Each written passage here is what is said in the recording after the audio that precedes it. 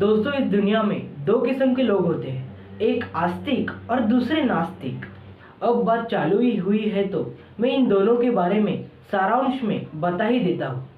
जो उन्हें दिल से मानते हैं उसे आस्तिक कहते हैं, और वो लोग जो भगवान को जरा भी नहीं मानते हैं, बार बार उनकी बुराई करते रहते हैं, उन्हें नास्तिक कहते हैं। पर वो लोग ये भूल गए हैं कि हम सब उस ऊपर वाले के हाथ की वो कठपुतलियां हैं जिसकी डोर वो ऊपर बैठे हुए भगवान के पास है। वो कब किसी और कहा अपने उंगलियों पर नचा दे, ये हम में से कोई नहीं जानता। ज़्यादातर भगवान को न मानने वाले लोग गलत रास्ते पर चलने वाले होते हैं, पर कुछ लोग ऐसे भी होते हैं जो भगवान को जरा भी नहीं मानते हैं, पर कभी सपने में भी किसी का बुरा नहीं चाहते, न कभी किसी का बुरा करते।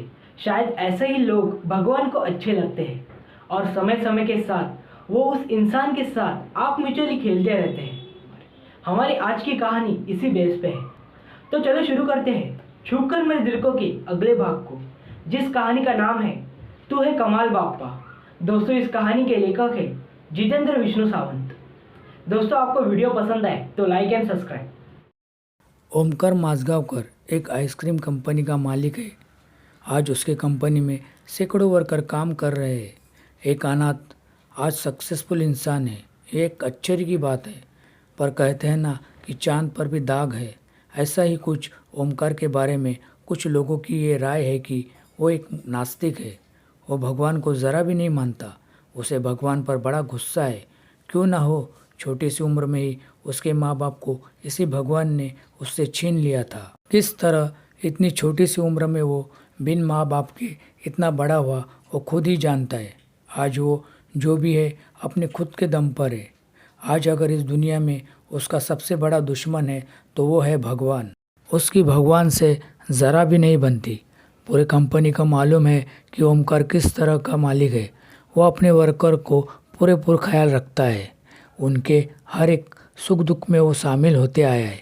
शायद इसी की वजह से उसके कंपनी का हर एक वर्कर आज पूरी ईमानदारी से काम करते हुए नज़र आता है। वो जितना इमोशनल इंसान है उतना ही वो मुफ्फड़ भी है।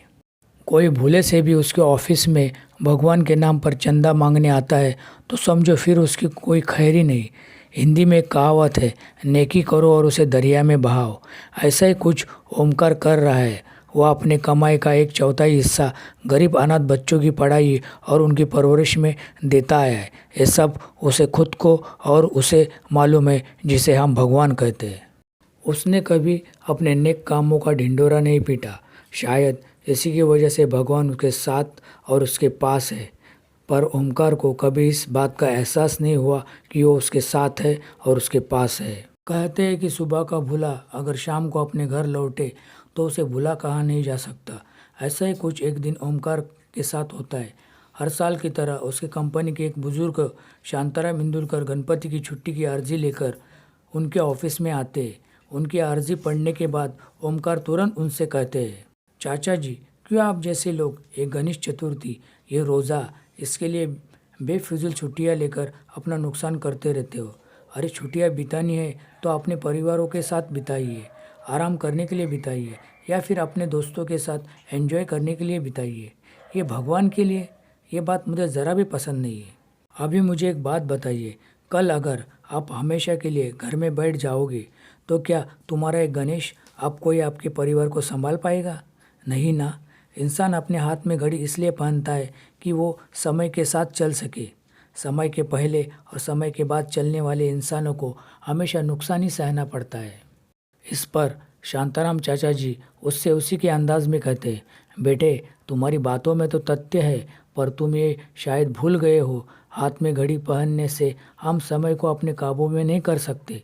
वैसे ही हमारे नसीब में जो भी कुछ है वो हमें आज नहीं तो कल ज़रूर मिलेगा।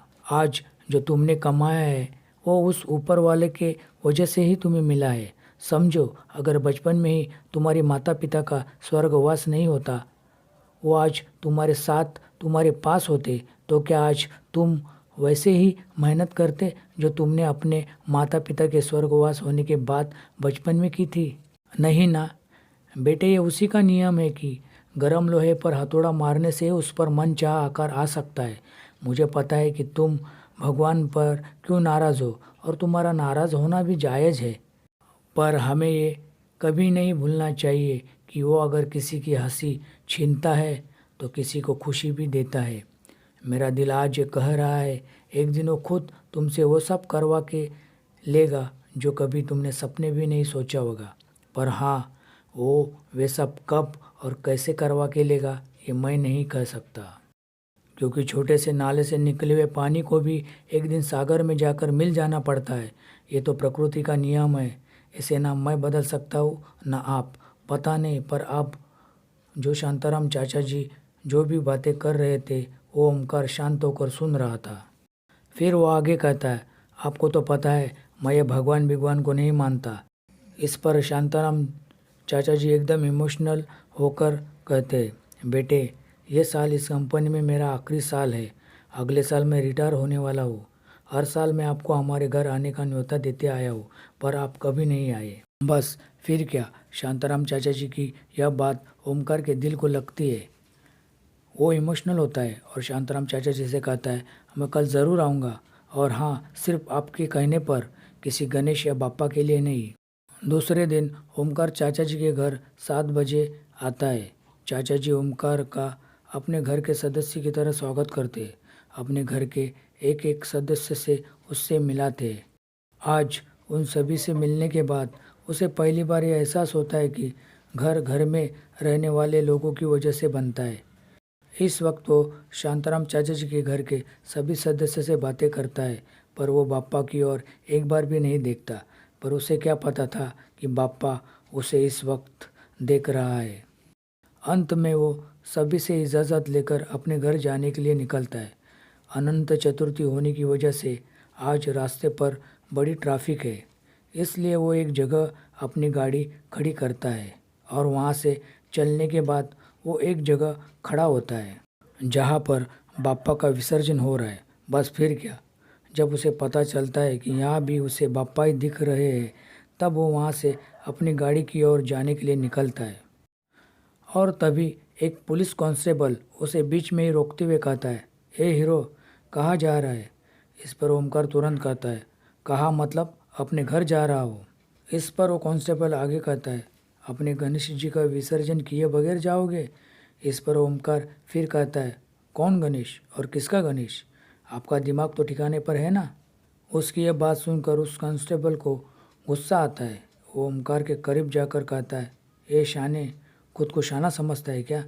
अभी कुछ मिनट पहले तूने अपने गणेश जी को यहाँ मेरे सामने रख के मैं कुछ चीज़ लाने जा रहा हूँ यह कहकर बाहर चला गया, और अब मुझसे कहता है कि कौन गणेश?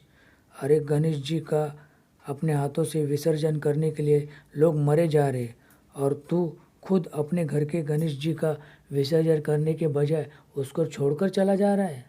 उसकी इस बात पर ओमकार को बड़ा गुस्सा आता है और वो उस कांस्टेबल को गुस्से में कहता है, लगता है रात भर ड्यूटी करने की वजह से तुम्हारी आंखें धुंधला सी गई है। वो मैं नहीं कोई और होगा। उसकी इस बात पर उस कांस्टेबल को फिर से गुस्सा आता है। वो उसी वक्त ओमकार का हाथ अपने हाथ में लेकर उसे खींचते हुए एक स्टेज पर लेकर जाता है जहाँ पर लाइव टेलीकास्ट चालू है और मेन जगह पर सीटीसी कैमरे लगाए हुए हैं।